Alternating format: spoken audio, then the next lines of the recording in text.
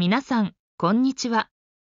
アニメ、鬼滅の刃の物語を通して、生きた日本語を楽しく学ぶチャンネルへようこそ。本日から待望の再放送が始まりましたね。この動画では、第1話のあらすじを振り返りながら、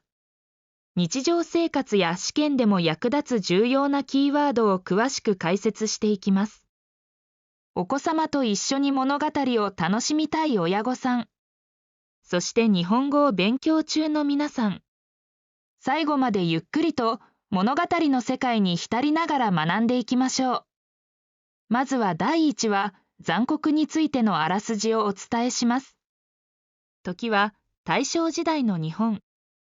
主人公の竈門炭治郎は炭を売って家族のために頑張っている真面目な少年。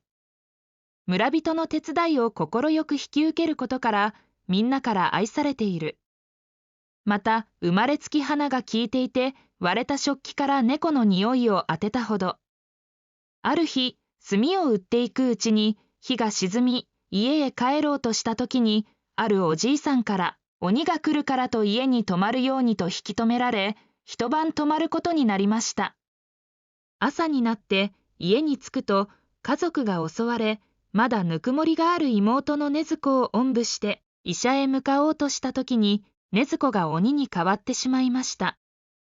必死に禰豆子を抑え込んでいる時に謎の剣士が現れ禰豆子を殺そうとしました。炭治郎は剣士に禰豆子は自分を襲わないことと家から鬼の匂いをしていたこと、そして禰豆子を人間に戻す方法を見つけるのでどうか殺さないでほしいと土下座をしました。しかし剣士は怒りに震えながら生殺与奪の剣を他人に握らせるなとぶつけました。炭治郎は剣士に石を投げそのまま正面から飛び込みましたが返り討ちに遭い気絶してしまいました。剣士が炭治郎の手から斧がないことに気づくと空から斧が降ってきてとっさにかわしました。さらに禰豆子が剣士の手から離れて炭治郎を守る姿を見て刀を収め禰豆子を気絶させました。炭治郎が目を覚ますと竹筒で口を塞がれた禰豆子の姿に驚き剣士からさぎり山のふもとに鱗滝左近次という老人を訪ねろ。富岡義勇から頼まれてきたと伝えろ。そして妹を日の光を当てるなと言い残して剣士はその場を去りました。家の近くに家族を葬った炭治郎は禰豆子と共に旅立ちました。これは日本一優しい鬼退治の物語の始まりです。あらすじの中で謎の剣士である富岡義勇が炭治郎に厳しい言葉をかけていたシーンがありましたが、今回のワンポイント日本語解説は生殺与奪の剣を他人に握らせるな。まずはその言葉を噛み砕いていきますと、生殺与奪は生かすこと、殺すこと、与えること、奪うことの4つの漢字からできていて、その後をつないで訳しますと、自分の生き死にや大切なものを持ち続けるかどうかを他人に決めさせてはいけないという意味になります。富岡義勇が怒ったのは炭治郎に弱者が命乞いをしたところで、主導権は相手にあるため何も解決しないという厳しい現実を教えるためでした。妹を助けたいなら泣いて頼むのではなく自分の力で守り抜く意志を持てという義勇なりの励ましの言葉でもあります。さて今日の物語では炭治郎が絶望の中で立ち上がる姿が描かれていました。もしあなたが炭治郎と同じような困難に直面したとき、支えになるのはどんな言葉や信念でしょうか。ぜひこの話のご感想やご意見などをコメント欄にて書き込んでください。未成年の方がコメントを書き込む際は保護者の許可をもらってください。日本語学習者からのコメントも大歓迎です。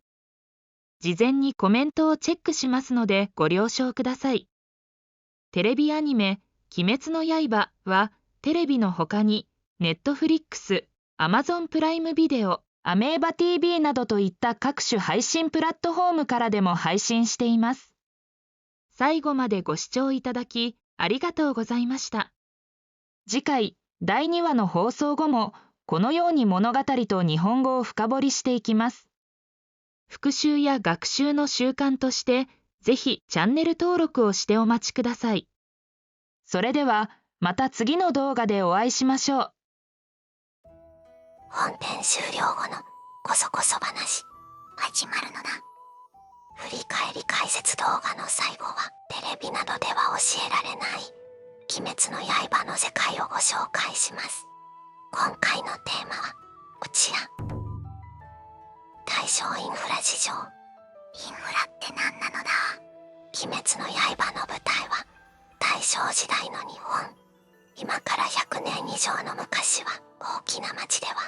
ガス、水道、電気が入るようになり暮らしが豊かになりましたが、小さな町ではまだまだ通っていませんでした。炭治郎の家もまだ通っていないのだ。その通り、小さな町では脇休みで火を起こしたり、川や井戸から水を汲んだり、ランプやろうそくで明かりを灯して暮らしていました。それで炭治郎は炭を振って家族のために頑張ったのだ。これで一つ